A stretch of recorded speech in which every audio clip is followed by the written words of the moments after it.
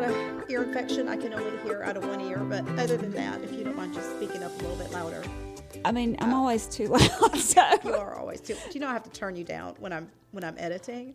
I always have to turn me up and turn you down so that we're the same. I think everybody wants to turn me down sometimes.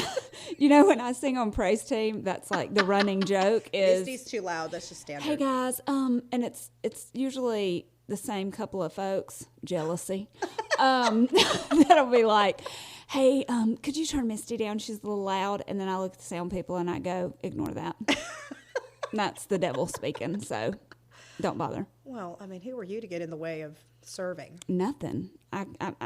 I'm just a vessel, a loud one, and they can't handle it. So yeah, you are always loud. I don't know why your microphone is always so loud. But I don't think it's you. I think it's your microphone. I don't know. I have a pretty strong voice, like a pretty projecting. I really was made for Broadway, and so this small town just held me back, and I just couldn't do anything with it. But Philip got me early. So, the kids ruin everything. So you know. So how about Philip calls me yesterday, and he goes, "Hey, are you doing anything tonight?" And I'm thinking, he's about to take me on a date. And I said, no, sugar, I'm not doing anything. And he goes, okay, well, I'm going to go get a tattoo. Can you take care of Eli? I'm going to go get a tattoo. Can you take care of the house? If you do not know, my husband has a lot of tattoos. He walks the line between Christian and non-Christian. He really is mostly sinner. So he also doesn't like church music, but that's another story. So, do you know what? But he is saved, specifically this week when I sang. I mean, it was stupendous. It was. I thought you were going to say it was stupid. In my mind, I was thinking, this is stupid that I'm not singing this. I mean, I was trying to communicate the song, but all I could think of was, how do I get Philip engaged? How do I get Philip engaged? It never worked. No, it won't. Mm-mm. I mean, you know, every time Brett says, all right, everybody stand up, he gives a loud, audible sigh. He does not. He does not appreciate being told when to stand and when to sit in church. Well, he doesn't like it. Okay. So he went and got a new tattoo? Several. Several? Well, you know, he has a full... Did y'all win the lottery? We did. So he has a full sleeve, okay? And then on the other arm, he has partial, like the whole forearm on the other arm's done, and then like a piece right here. So he just did some like little filler kind of thing. Because he wants a sleeve on the other arm too. Yeah, he wants to finish that sleeve on the other arm. So he did some kind of little filler things. And so he texted me this morning and he goes, and it looked great. I mean, we always use the same guy. But he said, hey, I've got a tattoo hangover. And I said, what are you talking about? And he goes, literally, I got so hot in there because so the guy that we used to tattoo us, sweetest guy in the world, but good Lord, he loves to talk. And Philip does not love to talk. And so what should have taken about an hour and a half took 4.5 hours because he'll tattoo and he'll talk a little while and then he'll tattoo some more. And so, you know, Philip's like, I was just there for so long, like I got really hot and you're in pain and all this stuff's going on. And so he said, I guess I'm just old now because I got up this morning, I felt like I had a fever. And he said, and like I was sweating and like I felt sick to my stomach and all this. And he said, so I looked it up online and he said, apparently there's something called like a tattoo hangover. Like I guess your body takes so much pain that you kind of get sick the next day. Yeah. Well, you're injuring your body. Yeah. Yeah. So it's got to fight. So well, I was like, well, come home so I can stay at Amarilys longer. And he was like, you can't do that when you're the boss. And I was like, nah. So I was like, I'm the boss at my company too. So anyway. All right, let's talk about, I am pumped to talk about this. Let me tell you, it's Super Size Me. Yes. I watched this back when it first came out in 2004. And this movie, I've watched it today, like yesterday and today, with a new, totally different eyes. Really? Yes, completely different eyes. I think you're going to be surprised at what I have to say. Hey, did you know that our school system makes our kids watch this for health I'm going to class? talk about that too. I'm going to talk about that too. I am going to write a letter to our illustrious school system again. Uh-huh. And I hope to never hear that they show this movie at the school again. It's full of untruths. If you'll write a strongly worded letter, I will paint a strongly worded picture and send with it. Yeah. I'm down for that. Okay. Catalina told me she watched it last year in PE. Oh, Avery and JD both walked in and were like, "Oh, we watched this in health class," and I was It's like, full of untruths. What? Complete untruths. "Really? Yes. You're going to teach me a lot today." And I have a different perspective because I've been overweight my whole life. Mm-hmm. I've been up and down, but I've never been on a thin side. I've been thinner. During the pandemic, I've gained an enormous amount of weight. And so I have a different perspective when I see what this guy was trying to do with this movie. Now, it's been a long time. It's been 18 years since it came out. Right. So culture has changed, things have changed, but it's still getting shown. People are still watching this movie. Yeah. So I've got a lot to say. Here's what I need people to know before we start this. Okay. So I have never had a weight problem. Yeah. I've just genetically have always been on the thinner side or even underweight as a kid. So if I say something dumb that I shouldn't say because I don't know, yeah, forgive me. Okay. I mean, I'm just a skinny white girl over here trying to make it. This may not be our last episode ever. It may. Who knows? Possibly. They may shut us down. Potentially. Okay. No, just because I won't ever want to do anything with you. Yeah. Again. But also, you know what's funny is I can remember saying this because, you know, even if you're thin growing up, once you have babies and stuff, everything changes. And you hit middle age, I do have to watch what I eat, and I can tell my body's different. But I was kind of mad because I thought, I've never known how to take care of my body. Like, nobody ever taught me how to eat well. Yeah. Nobody ever encouraged me to exercise, because when they look at you and you're just in your skinny person, then you're automatically healthy. You're automatically healthy, and you don't need to learn that kind of stuff. And I can remember after having babies and stuff and needing to lose weight, having no idea how and what was healthy and what wasn't healthy. Yeah. And so when I watched this, I was kind of like, wow, you know, there's a lot of scientific things I do not know. Well, the thing about that, Misty, is I'm holding my ear because I've got to hold it open because it is literally swollen shut. I did a little ENT visit earlier. I have so many talents. I'm having to hold it open so I can hear. In any case, the thing about it is science has changed, and there's also disagreement in science and in the nutrition community as to what is healthy. I mean, you know as well as I do, you've seen people do keto, you've seen people do vegan, you've seen people do low fat, low carb, you know, everything in between. I feel like it changes every day. And there's plenty of nutritionists that are like, woo, keto's the way. And there's plenty of people that are like, woo, keto will give you bowel cancer. Or, oh, gosh. You know, I mean, there's just disagreement. So I just never know if I can eat an egg or not. Yeah. Some people say eggs are great. Exactly. Other people say eggs are not good. Yeah, exactly. So. Exactly. All right, so Super Size Me was from 2004, like I said, and it is by Morgan Spurlock, which I'm typically I like Morgan Spurlock. I like him. He's done a couple of other things too. Have you ever seen Freakonomics? No. Freakonomics was a book that he turned into a documentary. It's kind of funny the way it basically what Freakonomics does is it takes statistics and it turns them on their ear. Okay. So, for instance, it found that girls named, I hope this is probably going to offend somebody, but it's not me, it's the book. It found that girls named, say, Destiny, were more likely to be pole dancers. As are girls named Misty. Right. It's true. Exactly. That's what this book was about. It talked about... If some of you don't know, Philip has a call out for me if I ever work at a strip club. What does that mean? Like, he has my stage call out ready. So if I ever go work at a strip club, he was like, I already know what the announcer can say. And I was like, what? And he said, they'll be like, all right, everybody, get your umbrellas out. It's about to get all misty up in here. Let's make it rain for Misty. Woo! So I'm ready. Okay. He likes to do that when we go to the beach. I didn't expect how all out you would go on that. He gets even worse. Okay. He does, and he goes, wah, wah, like the sound.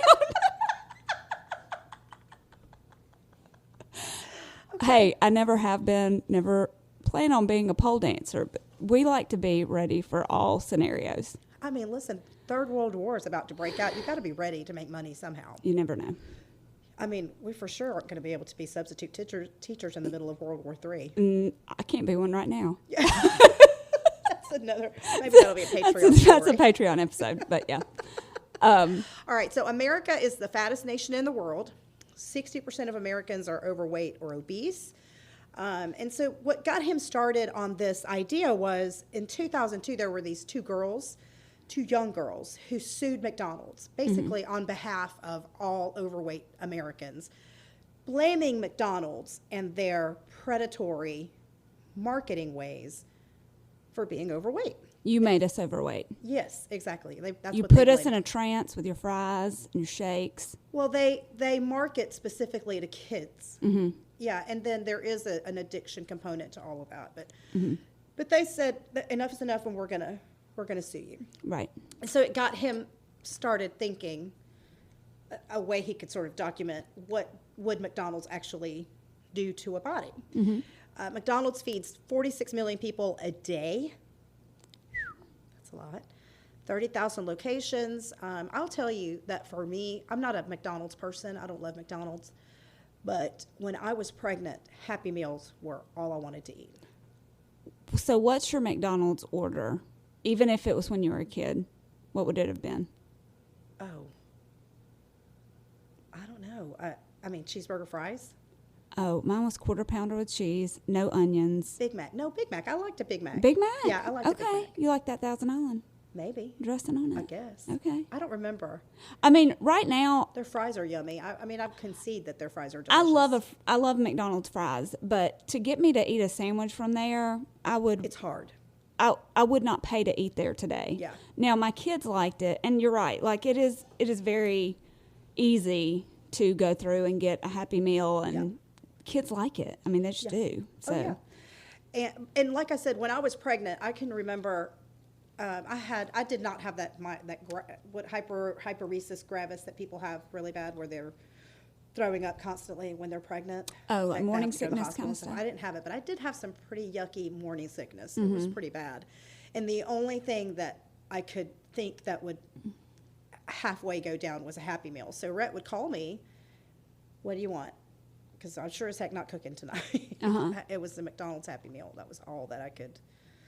And I actually lost weight Wow. in my pregnancies because that's all I would eat. I mean, I just couldn't. Okay. So before he gets started, Morgan Spurlock decides he's going to go to McDonald's for 30 days. Right. He's only going to eat McDonald's food, and he can only eat things that McDonald's sells.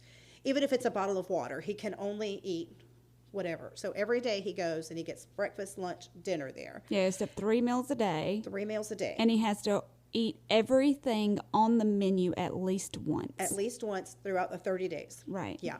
Okay. And he goes to a cardiologist, a gastroenterologist, and an internal medicine doctor. And can we talk about that internal medicine doctor? Did he look like he needed to have some nutritional A little counseling bit. as well? A little bit. I was like, you don't get to tell me. Oh, hey, Pot. This is the kettle. You don't get to tell me Yeah. what I need to be eating. Okay. And then they asked him, do you have any alcohol use? And he said, no, I don't have any alcohol use. I'm not using that. Now, I could have done without watching the rectal exam.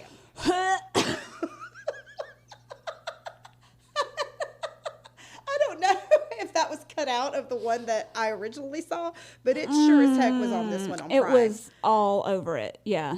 And I was not prepared for it. I wasn't think either. I And had it was forgot. a brief scene. It was, 20 seconds max. And I was like, well, that was unexpected. That was something I never need to see again. Ever Yeah. in my whole life. Yeah, I was not expecting that. All right, so then they said, the doctors were like, hey, what could happen is your triglycerides. By the way, he's a perfect, healthy specimen. Yeah. Like everything is within normal ranges. Really, really healthy, actually. Yes, he's very fit. His starting weight is 185, which is perfect. Also, he was going to stop exercising. Yeah. Because that's what the average American does. They don't exercise. And so that meant that, and he got a pedometer. He was like 11% body fat. Like he was He was thin. fit, yeah. Well, he lived in New York where he walked Walks a lot. everywhere. And lived upstairs, so he was constantly climbing stairs. How old was he? Do you remember if they I want to said? say he was 35, 36. Okay. Might have even been a little bit older than that. Okay. So his girlfriend was a vegan chef. By the way, I was vegan for 6 months. I loved it. Freaking loved it. Really? Yes. That would be so hard for me because you can't eat any No. animals or animal products, right? Correct. So no eggs, Correct. no cheese. Correct. What do you eat? Everything is plant-based. Beans and greens, vegetables and fruit. There are all kinds of frankenfoods that you can get. Like there's coconut milk yogurt. There's almond milk. There's all kinds of analogs for whatever is in a regular, they call it the SAD diet, the standard American diet, versus a plant-based diet. There's all kinds of analogs. And I loved coming up because I like to cook and I love to make recipes, things that would taste good, or that might, that if I'm cooking, I don't know, a taco salad for my family, what can I eat that doesn't have the ground beef? And I would just eat the salad part with everything except for the ground beef. The avocados, the lettuce, the peppers, the onions, like everything is on there. I would be in pain every day though because I have a hard time digesting plants like that. Yeah. Like breaking down raw vegetables and Do you things really? like yeah. I don't have a gallbladder. Yeah, but gallbladder is about fats. Well, I don't have something else too then because I cannot, like, I get heartburn so easy and like indigestion and like, yeah, it's not good. Well, I will tell you, I was vegetarian before that for a year. And then at some point I had to stop. It was just too hard because of my family. That was before. So what's different between vegetarian and vegan? Cheese and eggs. Oh, you can't have it when you're vegetarian. When you're vegetarian, it's just no meat. Okay. But when you're vegan, it's completely plant-based. God, I love But meat. I loved it. I made a carrot dog one time Yep. where you take a carrot, like a full-size carrot, you peel it and get it ready, and you marinate it for like a day, overnight, in I don't remember, liquid smoke and soy sauce and like a bunch of things to give it kind of that smoky umami flavor. And then first of all, you boil it until it's soft like a hot dog, and then you marinate it. And then the next day, you just kind of pan fry it. You could put it on the grill too, and it tastes like a hot dog. It's got the texture of a hot dog. You put your ketchup on it. You put your anything on it, and it's a great analog. You're looking at me like I'm a lunatic. I do not believe a carrot will take like a hot dog. Oh, crap. Let me tell you who you'll never fool, and that's Elijah Gillespie.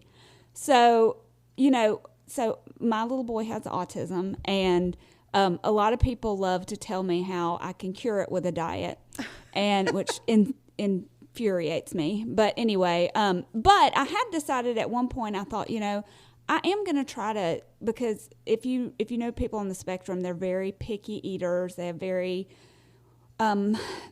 have a lot of texture issues, sensory issues, and so, his diet is very limited, okay, of what he will eat.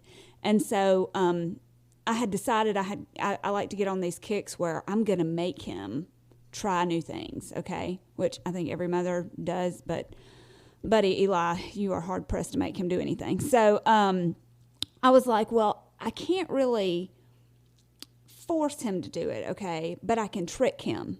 So I'm going to buy these like veggie, because he loved hot dogs. I'm going to buy these veggie dogs, and they look just like it, and everybody had said, you can't tell the difference. And so I made a regular hot dog and a veggie hot dog, and I cut them both up, and I mixed them up in a bowl together. And so I was like, he'll never, the smell will get on it, and he'll never know the difference. And eventually I can weed out the real hot dog, and he'll just be left with those. Yeah, I had a plan. When I walked back in, he had gone through individually, smelled each one, and put the real hot dog in a pile and the veggie dog in a pile, and was only eating. Autism gives him super smelling powers. He was like, I may not be able to talk, but I can smell. And this one is not an idiot. Do not try to act like I don't know what's going on. So he was like, I'm not doing it. And I said, that's hot dog too, eat that. And he said, not again. Not again. No, ma'am. Not doing it. I don't like the beef analogs. Yeah. I don't like that. Like the Okay. Beyond Meat and that kind of stuff. First of all, they're crazy unhealthy. Really? They're full of so much crap. Yeah, they're full of really bad things. I didn't like that. I liked to create analogs. So, for instance, I made Veggie, a carrot dog. a carrot dog. Yes. I also learned how to make quote unquote bacon with rice paper. Obviously, it didn't taste like exactly like pork bacon, but it was crunchy and it had that liquid smoky kind of flavor that was great, like on a BLT. Okay. Or I could put like an AV, Well, an I love a BLT with BLT. I'm avocado. going to have a BLT tonight. What? I love a BLT. I might have one tonight. Making me hungry. Like, I mean, I liked to come up with things like that. Yeah. I was not one to go get those like fake beef crumbles and make spaghetti sauce, that kind of stuff. Right. But like I loved sweet potato chili. I love that. You're looking at me like I'm a lunatic. That's new. Anyway, all that to say, his girlfriend, who became his wife and then eventually became his ex-wife. Oh, really? Yes. Aw. Yeah. He's not a good relationship guy. Oh, I love her, He though. got Me Too'd. He got Me Too'd in 2017. Oh. Yeah. Okay. Not good. Not good. So anyway, so she was like, I'm not happy about this, but okay, well, She's like, I'll sit beside you while you eat your Big Macs. right. It'll be fine. Right. So then they show him eating a quarter pounder with cheese value meal. Can we talk about his first morning, though? Okay, go. He was so excited. Like, Well, the day before, he'd had a mushroom tart. yeah, like he ate that mushroom tart and I was like, delicious. And I was like, you were really trying to sell it to her. But so like the first morning he gets up and he's like, oh, what am I going to have today? Let me check this off my list. And so he has like an Egg McMuffin and like a I sausage. do love me an Egg McMuffin. You don't get much better than a bacon, egg, and cheese biscuit from McDonald's. Oh, no, I don't like that. I do not like their dinner, like lunch, but I do like their breakfast. And biscuits and gravy. Oh, No, girl. Lord, yes. Anyway, so She just had a moment. I just had a moment with it. You give me some gravy on anything, honey. You talking about them Happy Meals when I was pregnant? Gravy, just white, brown. Whatever kind of gravy. I'm not racist against my gravy either. I love it all. And so I'm like, I love the gravy. But he was so excited to eat all that stuff. And all I could think in my mind was, he's not going to be as excited tomorrow. Because, like, you know how you start catch up with something, you. it catches up with you. And I don't know if you're like me, but I get on kicks. Like, I used to love to eat Cocoa Puffs every night. And I would wake up at like 2 o'clock in the morning and I'd eat a bowl of Cocoa Puffs and go to back to bed. But like after a while, I'll get gorged out and I can't do it anymore. Yeah. And I'll go months without eating that thing. So, but yeah, he was loving it. And then he ate that Big Mac. Okay, so I don't know what day that was. It day 3? It wasn't long into it. He ate a quarter pounder with cheese. Oh, the other rule was if they asked him to supersize it, he always would accept. He had to accept, yeah. And so he did. He got that quarter pounder. I think that was the first day they asked him. That was the first day they asked him. And the supersized fries were huge, enormous. Have you ever had a supersized fry? Oh, yeah. Yeah, they're big. They don't do them anymore. You know that. No? Mm-mm. They eliminated that after this. A couple years after this, they got such backlash over it. Everybody eliminated their biggie sizes or big sizes. Oh, okay. But so here's what happened. And I got this from another podcast that I listened to that did a whole episode on Super Size Me. This is going to shock you. They got rid of their big, giant, super-sized Cokes, for instance, because one of the things that all these nutritionists and people that know better say is eliminate sodas. That'll help you lose weight. Well, I drink this cherry Coke. I'm not a soda drinker. I'll drink some of these Izzy's, but I usually actually mix them with water because I don't like the carbonation in my throat. I love it to burn. No, I don't like that. It's not refreshing. Yes. So I'm a water drinker. I'm not a healthy eater typically, but I do love water. I do not like water. So anyway, they got rid of these, and I don't know what the exact I want to say it's like 42 ounces or some enormous amount. It was ridiculous. But so McDonald's says, you know what? We care about America. We're going to get rid of our biggie sizes, our super sizes. Yeah. What they discovered is that there's actually the same amount of liquid in the large versus the super size because of how much ice they used in the super size. So they were charging people for a larger size, but it was really the exact same size. Not as much Coke. Yeah. Got you. And so McDonald's is being very, altruistic and benevolent. They're like, we want everybody to be healthy. Let's get rid of supersizes. Well, it doesn't matter because they're still serving the same amount of serving size. Soda. Yeah. They're just trying to make $1. Right. I struggle because there is a personal responsibility component, and then there's also a corporate responsibility component, and I don't know where the solution lies. Right. I don't know. But anyway. I mean, look, their marketing is genius. Oh my God. Justin Timberlake, Michael Jordan. Oh yeah. I mean, they've got celebrities, but the biggest thing they've got going for them is that indoor playground. Oh yeah. I mean, when my kids were little and it was cold and we couldn't go outside anywhere, we went to McDonald's because that's where you can play, and you can't go in there and not feed your kid a Happy Meal because they're going to scream.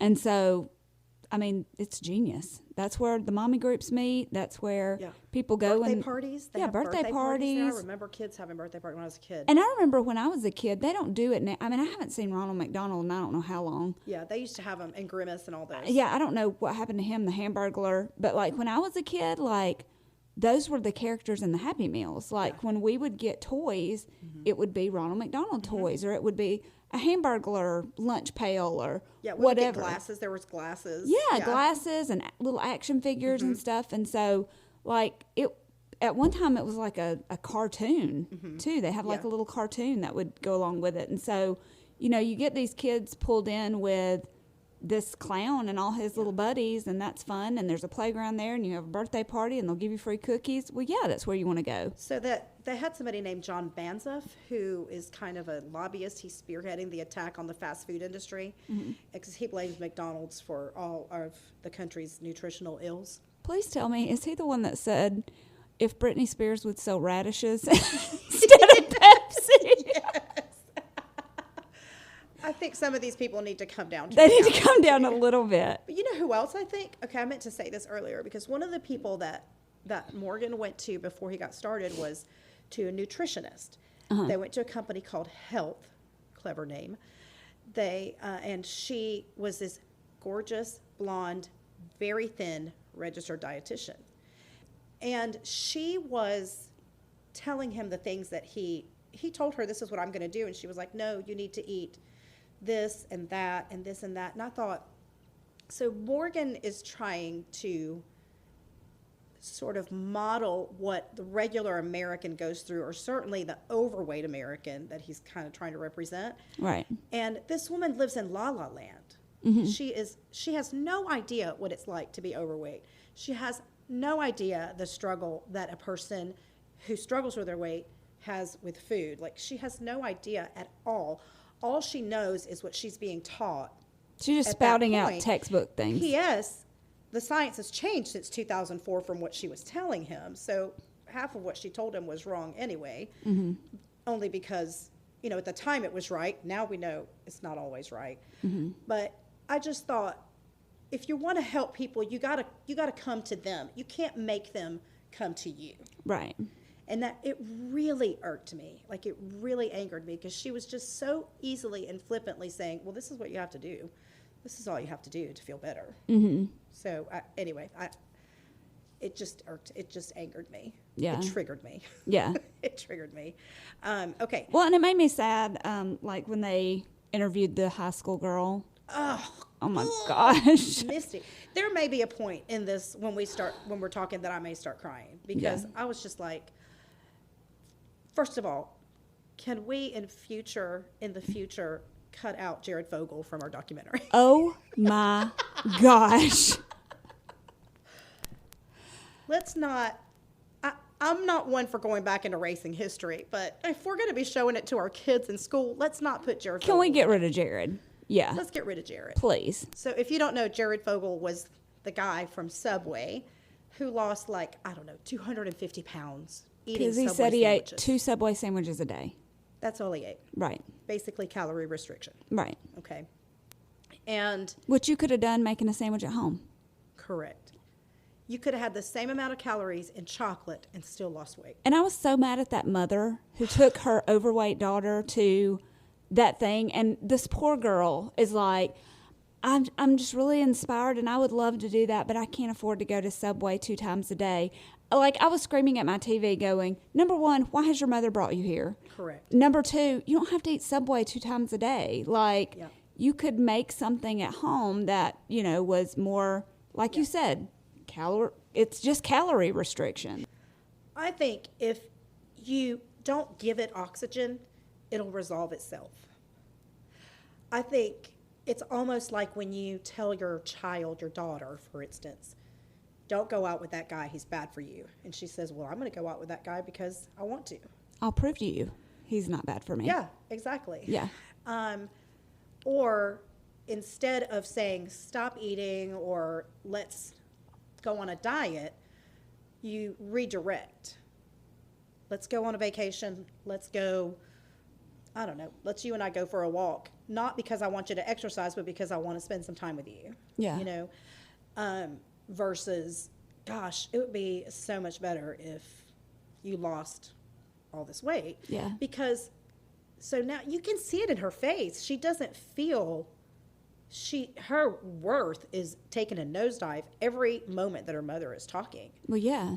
I mean, she's like, well, I guess if I was thinner, my mom would probably love me more. Or I guess if I was thinner, everybody else would like me more. Well, and I think the worst thing she said while she was standing there was, because the girl said, she was like, I've always struggled with my weight. And her mom goes, oh, well, no, when you were little, you were small. I mean. Like, when I was in charge of you, you were fine. Yes. You know what I'm saying? Yeah. I was like, okay, well, you just destroyed her right there. Well, and then just her talking, her worth is absolutely tied up in her weight and what she looks like. Right. Which is another reason, like at the beginning, and this is something else that made me upset with Morgan Spurlock, is he really, I think, tried to embarrass everybody that was struggling with going to, like, he made fun of the, quote, heavy users, which is not a fat user. It's someone that eats at McDonald's like 3 times a week. Right. Whatever it was, whatever the percentage was, frequency was. He was trying to correlate that to drug addiction. Well, he was trying to coordinate it to, you're not as good as those of us who really can fight this. And not eat Right. there as much. Yeah, exactly. And he did some very unflattering pictures of people who were overweight. He picked the people who wore the tightest pants and had the biggest bellies and showed that as, this is not what you ever want to be. Or how about when he was sitting at the table eating and had the guy who was very overweight walking behind him fixing his food? Yeah. I thought that was so horrible. Yeah.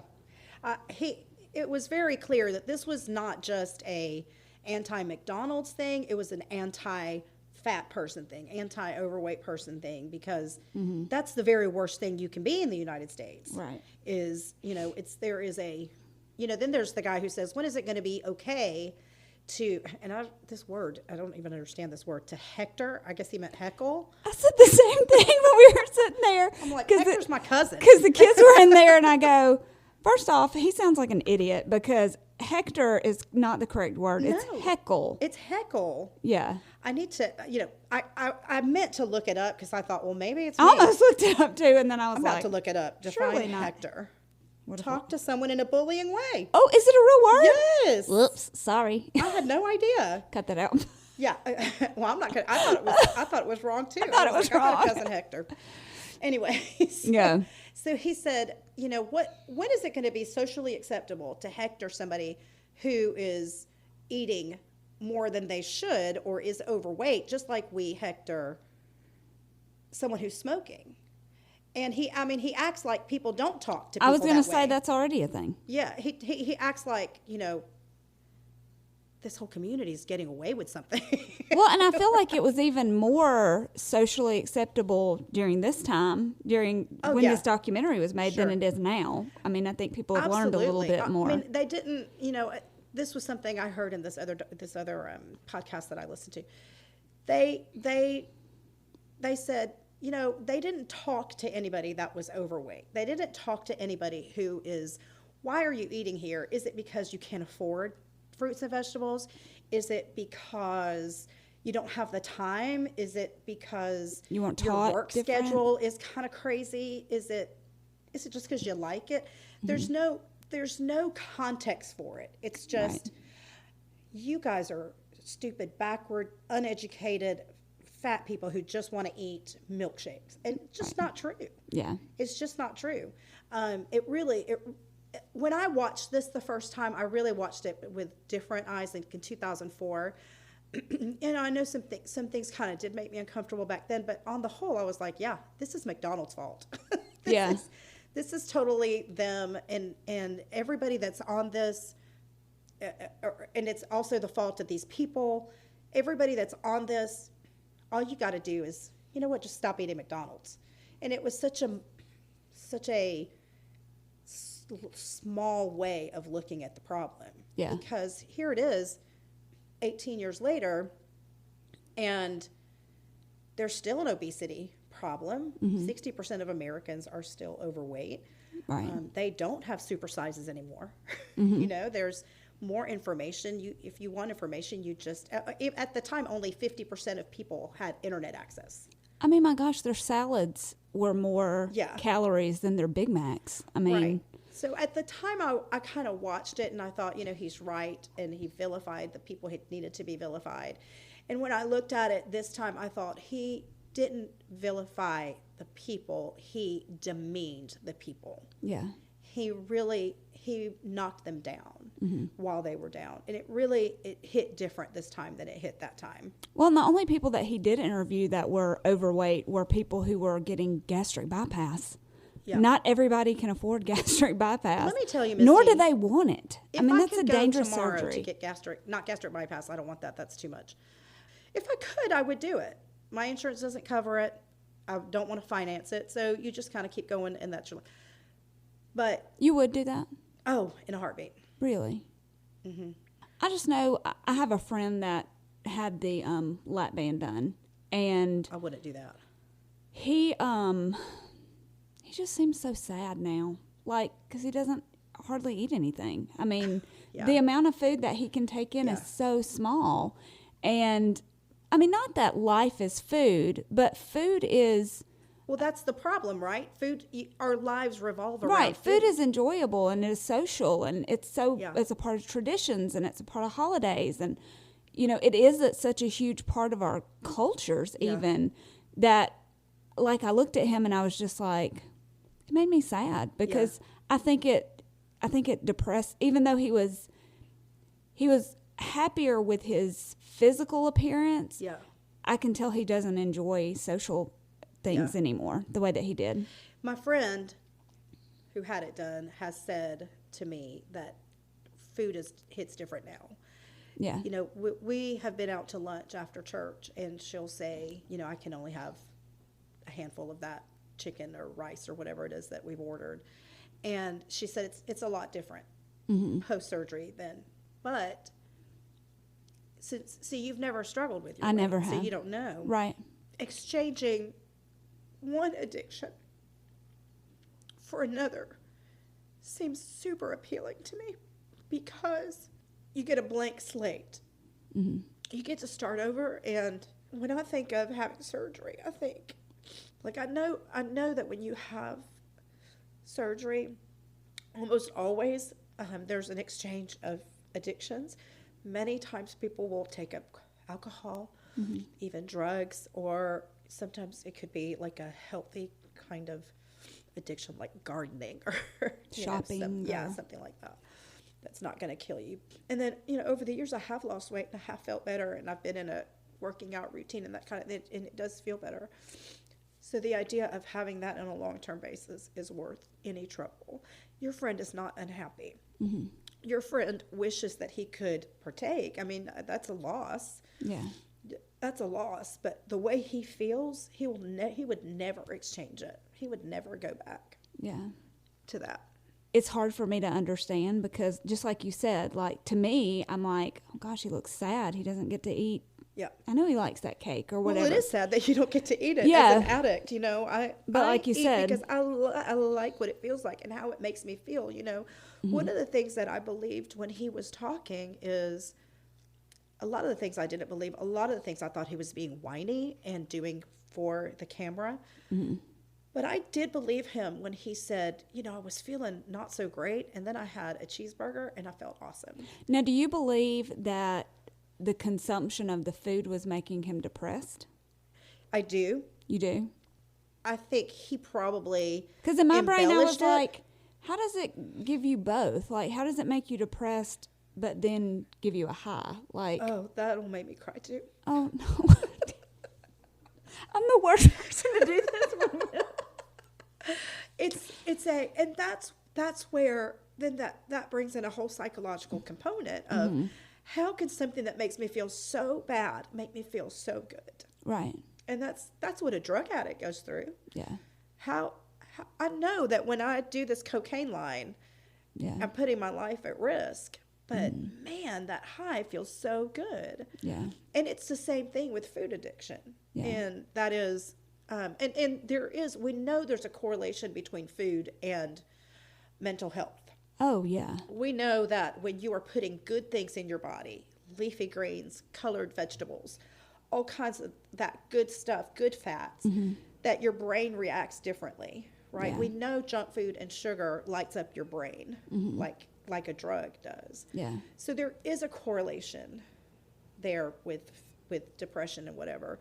So I did believe him when he said that. But, the flip side is there is an addiction, and it does bring you comfort. Yeah. It is a damned if you do, damned if you don't. You know what was really interesting to me is, like you were saying, they don't talk to people who are these quote unquote heavy users or whatever, Right. and ask them, why do you eat here so No. much? What is it? And I thought all back, judgment. I thought back to my own childhood, and we never ate out, Really? ever. I mean, like I said, we were not destitute or dirt poor, but we lived on a small income because my dad was a mechanic. He worked out of our home, and he was a pastor, and so and my mother didn't work, and so we had what we needed, but we didn't have a lot extra. And one of the things that we didn't do was go out to eat a lot. Yeah. And so my mother cooked every night. And if you didn't eat what she cooked, you just didn't eat. Yeah.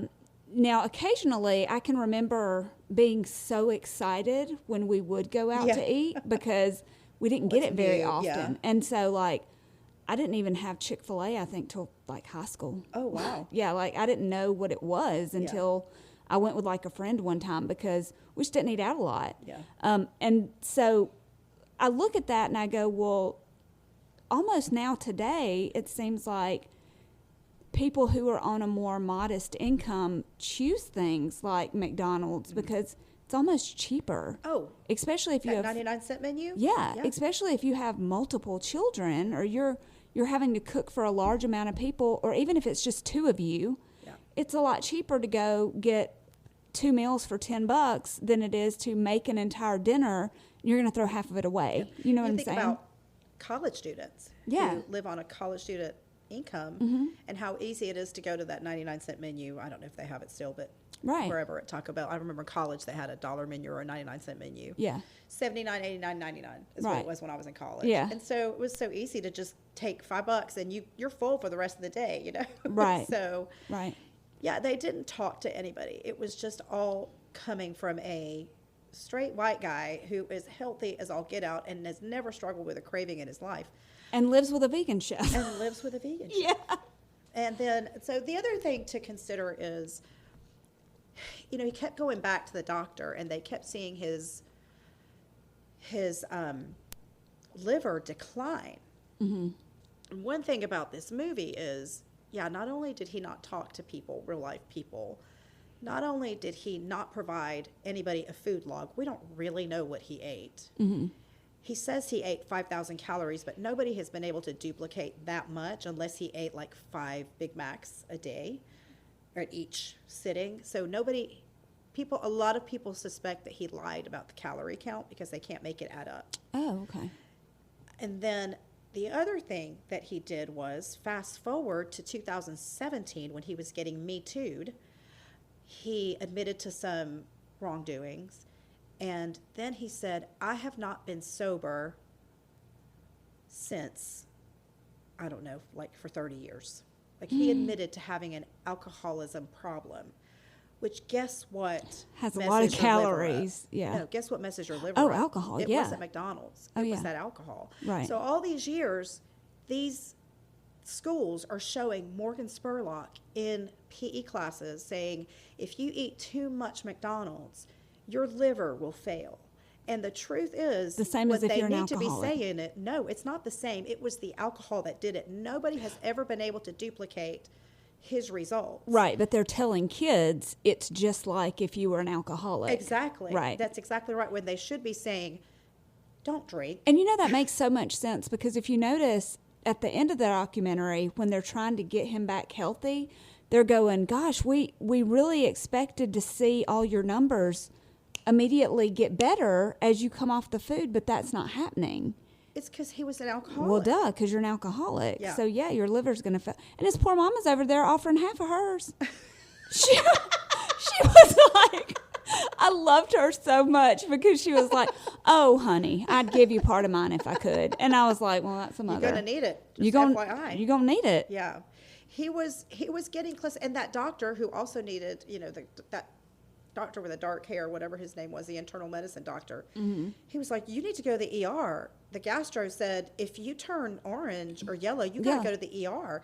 It was that bad. His hepatic panels were that bad. You have cirrhosis.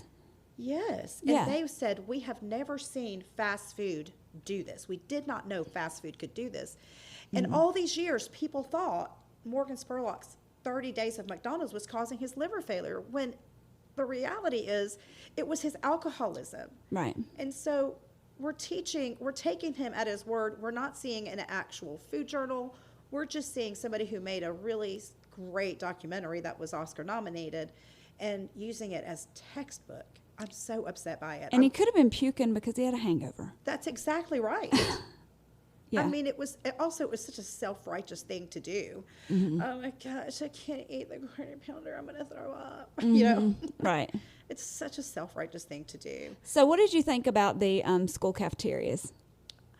Okay, tell you what I thought is, how in the world did he get permission to go into any of these schools and videotape all these people? Exactly. All I could think of was, in our school system, and any school system that I've been in our surrounding areas, I have to show my driver's license. You can barely eat lunch with your own kid. Here, in our system, you got to have a background check before you can go have lunch with your own child. Sure enough. Yeah. You can't just walk in the door. There are 2 doors that you have to get through, and they're both locked. Right. I thought, how in the world did they get permission for this? Now, it was 2004, so that's different. Yeah, it is different. But that's really the first thing I thought of. I can't believe this guy got permission to go in and talk to these students. Yeah. That's the first thing I thought of. But now it did. So I graduated in '98, and I will say the lunchrooms reminded me a lot of what I had when I was a kid. I mean, like our lunchroom, we had options of whatever was on the menu that day and pizza every Always. single day. They always had pizza. They always had fries. Yeah. And like for us, the most exciting thing about going to high school was we got to get sweet tea. Oh. So once you got to high school, you didn't have to get milk anymore. You could get sweet tea, or they had vending machines. You could get Coke or Mountain Dew or whatever you wanted. And that's what I would eat every day, was like Oh, yeah. French fries and a sweet tea. And I so don't remember what kind of food we had, but I do totally remember the cooler with ice cream and the cooler with sodas. Oh, yeah. You could have your Sunkist or your Grapico or whatever you wanted, your sugar water. Yeah. Whatever you wanted. I was in the 5th grade. Yeah. 5th grade. And then in high school, sweet tea, same thing. Yeah. Same thing. Get whatever you wanted. So here's the deal. Kids are going to be kids. And this is not pioneer days where everybody eats beans, where everybody eats greens and whatever you've just killed off the land. It's just not how it is.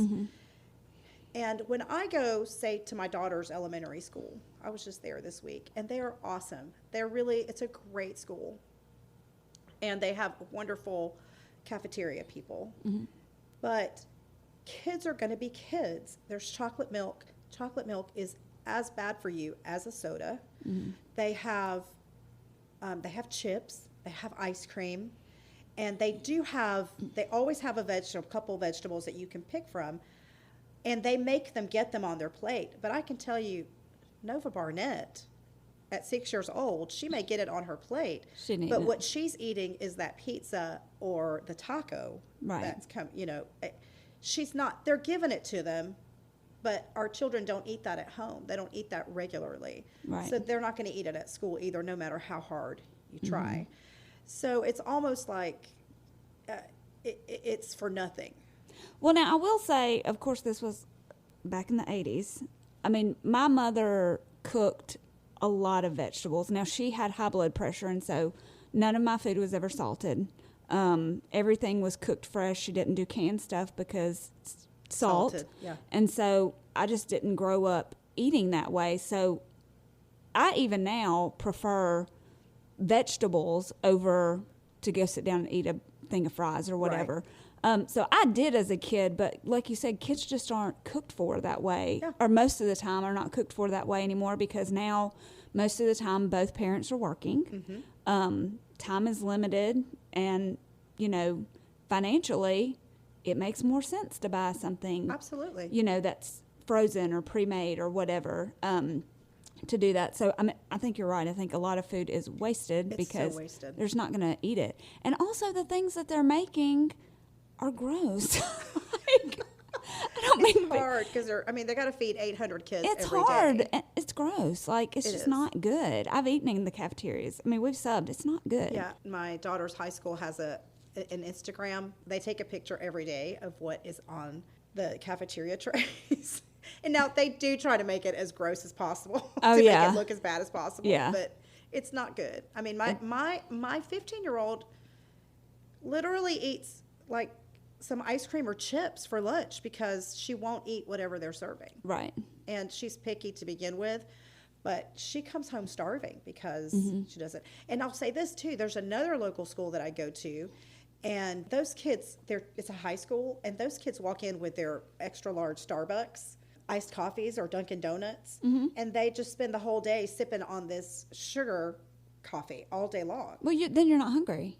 Right. Yeah. And so it's not to say that they shouldn't, that school shouldn't allow that. It just reiterates that's where we are. It's called the SAD diet, the standard American diet. And it's really hard to break.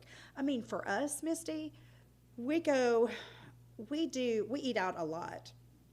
I cook a lot, but we do. We like restaurants. Yeah, we don't necessarily do fast food a lot, but we eat at restaurants a lot. But every Wednesday night at the Barnett house after church, you will find us eating Chick-fil-A. Yeah. Every single Wednesday night. Yeah. There is hardly a Wednesday night that goes by, and I love it because I don't have to cook that day. Yeah. It's so convenient for me. My brain doesn't have to work. What can I make that this whole family will eat? Yeah. I love, and I can order it on my app, and I get points, which also rewards me for eating bad, and then I can go back and get free bad food. Well, and also you'll notice as your kids get older, and you're starting to get some of this now, but especially when yours starts driving, they're not home. And so, when my big kids started being other places and not being at home, it didn't make sense to make a big dinner. Like, if we did, we wasted half of it. It made more sense for us to just go pick up Chick-fil-A or go get a pizza or do whatever, because we're not feeding as many people. And so we're the same way. Like, I try to cook a couple of times a week, but it's pretty 50-50. I'm not going to sit here and be like, oh, we eat so well. We eat all these vegetables. My kids eat like crap. Yeah. Are they overweight? No, because genetics. It's not because they're healthy. Do you know what? Genetics is the other thing is because, and I don't think people give that enough credit, because eating is behavioral, but the way food reacts in your body and in your brain is not behavioral. Oh, yeah. So, you and I could eat. You brought candy today. I did. You and I. I'm thanks sorry. for that, Misty. Fortunately, it's not the kind that I love. So yeah, don't ask her kid what kind of candy she likes. So you eat that, and you'll be satisfied for the day. Probably for the next 3 days. You won't want another piece of candy. Where if I eat it, I'll be like, oh my gosh, that was delicious. I got to go to Walgreens and go get me some more. It's different. It just reacts differently in everybody's body. in my own family, I have 2 sisters, and I have my mom, when she was growing up, actually was very thin, and we're Hispanic, and being very, very thin in Hispanic culture is not awesome.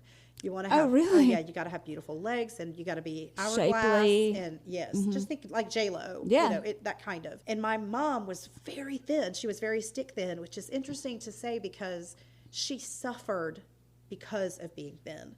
Like, people would make fun of her because she was so thin, because in her culture, it was not good to be that thin. Where if she grew up in 1990s America, she would have been a freaking model. Oh, well, no, you would be surprised. I can say this for our ultra thin girls, okay?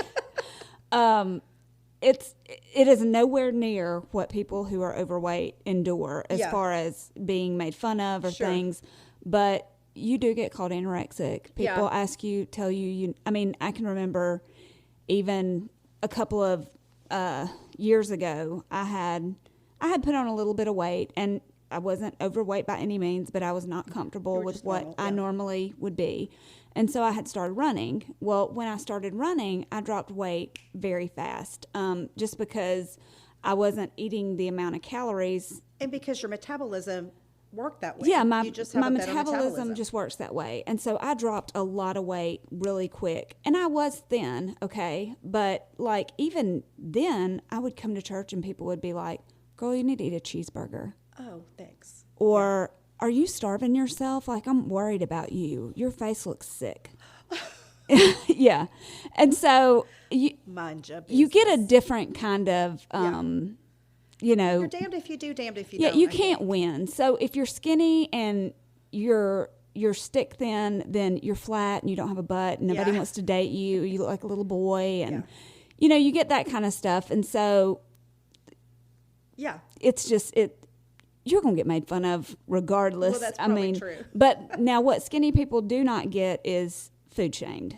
They do not get shamed for sitting there and eating and nourishing their bodies. They're encouraged to eat. Yeah. Like this is terrible, but he meant well. My dad went through a stint where when I was I was probably a freshman in high school, and I was very thin. And he would make my mother take me to McDonald's. It's funny we're talking about this.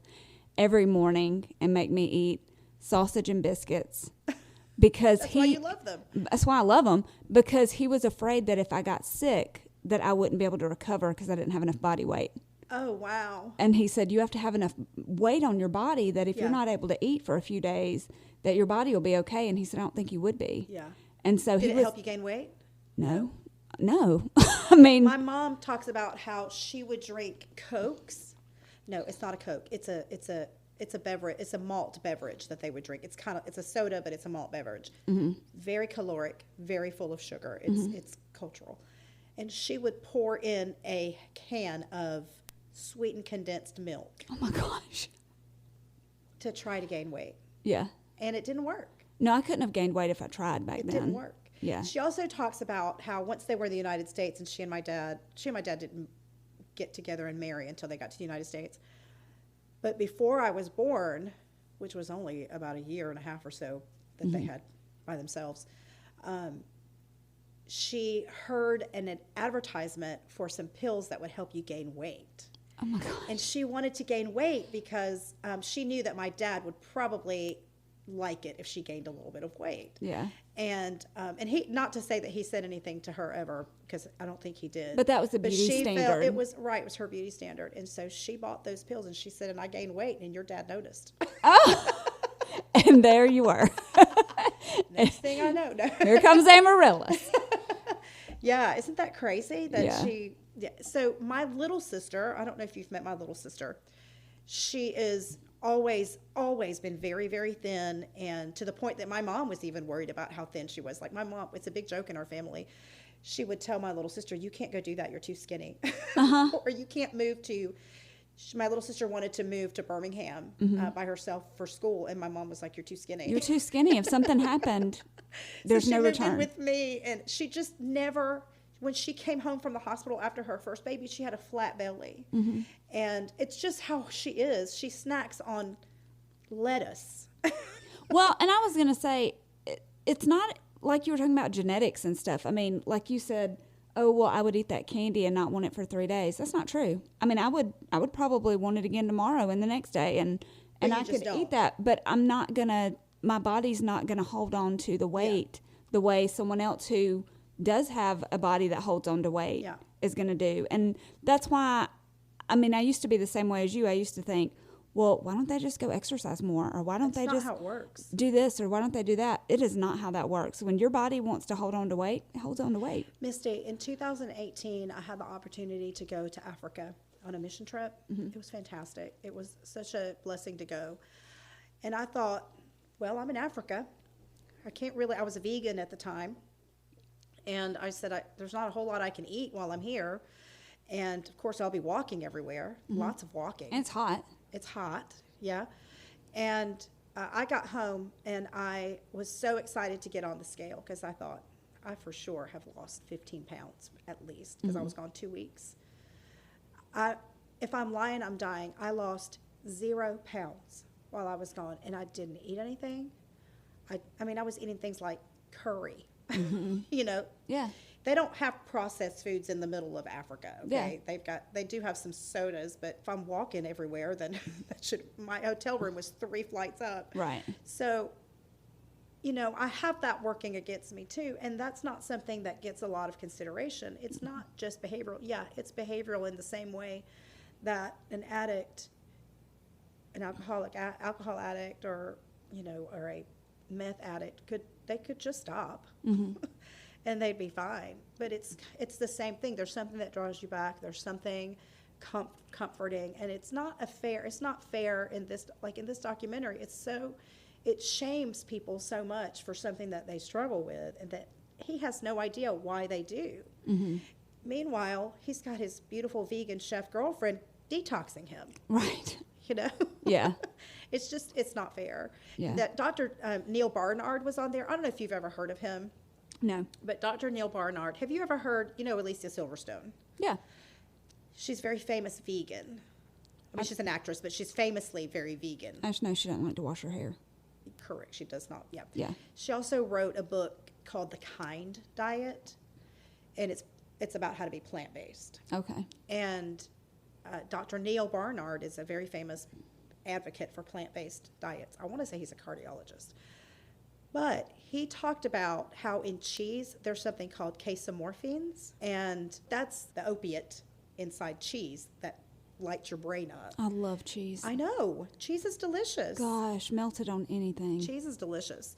And then we know about how sugar lights up your brain. And then on top of that, you've got caffeine in sodas. Mm-hmm. So you go to McDonald's, you get your hamburger with cheese, you get your Coke full of sugar and caffeine. You may as well go load up on some Mary Jane and something else, because either way your brain's going to get lit up with something. So I feel like it put people who really struggle in a bad light, all the while making him blame them. Well, and I kind of felt like too, like, he showed the Big Mac guy. Do you remember him? Oh yeah. Beautiful triglycerides, beautiful cholesterol. All of his stuff was looking great. He was a thin, tall man. He ate 9 Big Macs in one day. The first day he got his car, he ate 9 Big Macs. And they were celebrating him because he had eaten something like, he said he ate 791 Big Macs in a year. I mean, that's a lot of Big Macs. That's more than 2 Big Macs a day. Yeah, and his cholesterol's perfect. Yeah. So that's what I'm saying. It was really hard to duplicate what Morgan Spurlock did, which means that he probably didn't report everything that he did. We know he didn't, because we know he's an alcoholic. Right. When you kind of open up that curtain, peel back the curtains, what they say, you realize this is really just theater. Right. This is just theater. It's a great show. Well, and I think, like you said at the beginning, you can buy into any diet, okay? I mean, all of them are going to sell you the good points, right? Yeah. They're going to tell you this is going to make you have more energy. This is going to melt away the pounds. This is going to improve your sex drive. This is going to make you smarter. This is going to cure autism. Yeah. I mean, they're doing it to make money. I mean, at the end of the day, Yep. diets are not created to help They're not people. free, yeah. They're created to generate revenue. You always have to kind of look at these things and realize that they're not giving you the full picture Yep. of stuff. I mean, just like you It's said. interesting because you will never find anybody more nutritionally knowledgeable than someone who is overweight.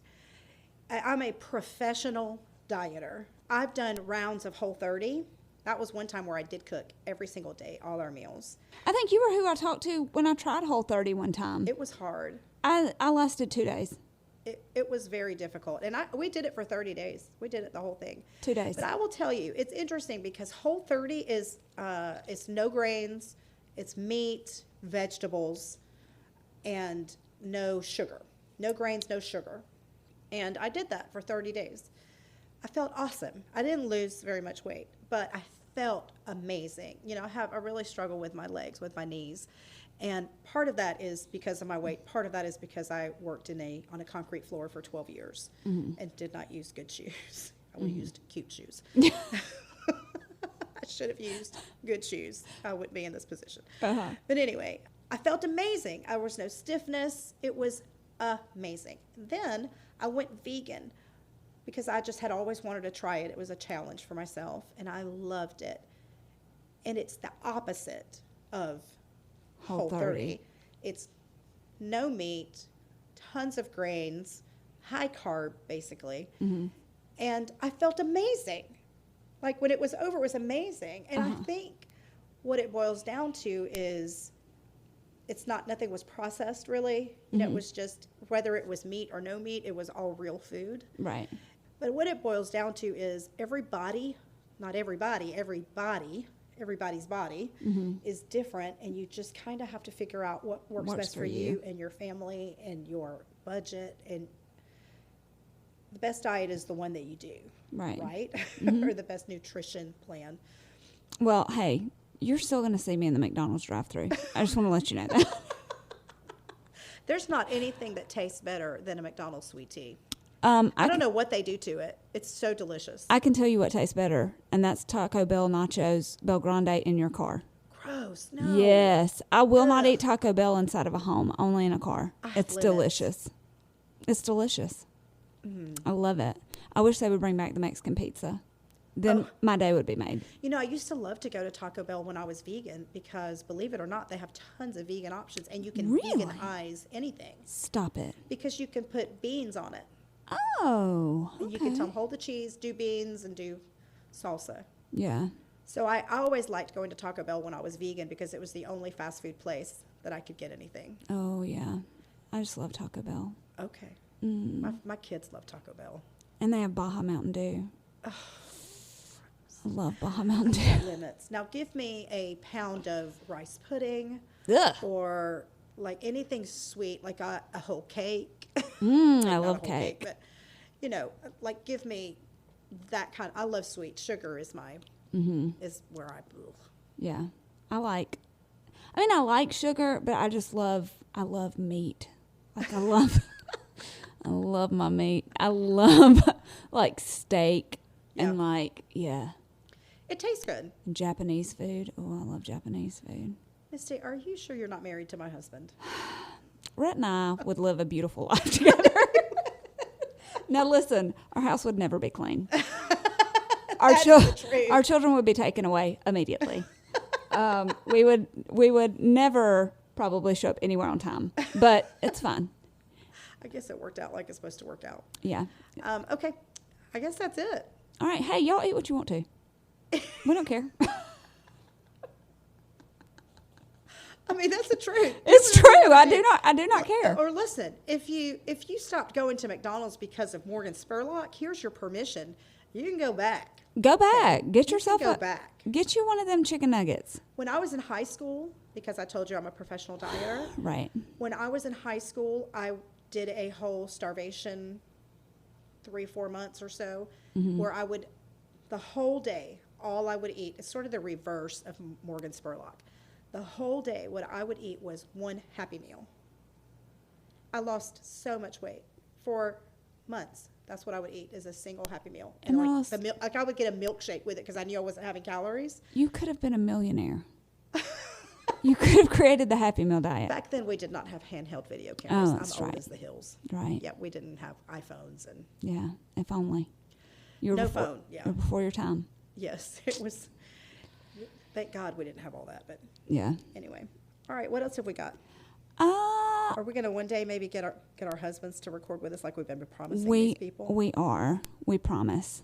We promise. Hey, if you're not signed up for Off the Dock, You totally should be. you should be. And hey, all of our Off the Dock listeners, I've got my pink envelopes in my purse. I promise you, I am mailing out your welcome packets this weekend. Just so y'all know, I it's promise. not my fault. It's Misty's It's fault. my fault, Yeah. y'all, because I wanted to order cute envelopes. And then, like, more people started coming, and I was like, well, let me wait because I can do them all at once. And then I'm a procrastinator. So I promise they're coming. And I have to do it because I've told you now. Yeah. So now I really have to do it. Yeah. I have heart issues, okay? Your heart issues are under control. My blood pressure's high. You So what? my blood pressure's high.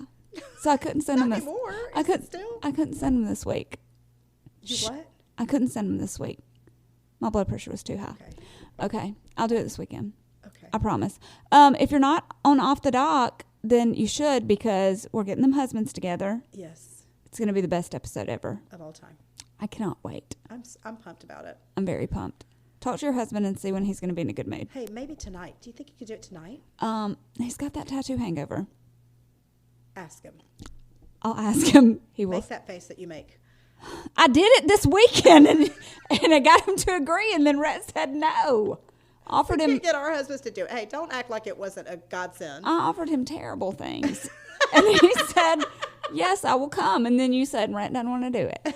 So, He got ticked off at me. He was like, "Well, I guess I've got it because you told him, but I know I will talk to him and see. when he can come. because tomorrow night Rhett Barnett is going to a wrestling match. So What? WWE, whatever it's called, For real? is coming. Yes, At the BJCC? Mm-hmm. What? he's going with some friends. Oh my gosh. I'm married to a 14-year-old boy. He's gonna be so. He's gonna come home with a T-shirt, Oh, hands down. and a picture. Yeah. Yeah. They'll Yeah. probably call him up from the audience.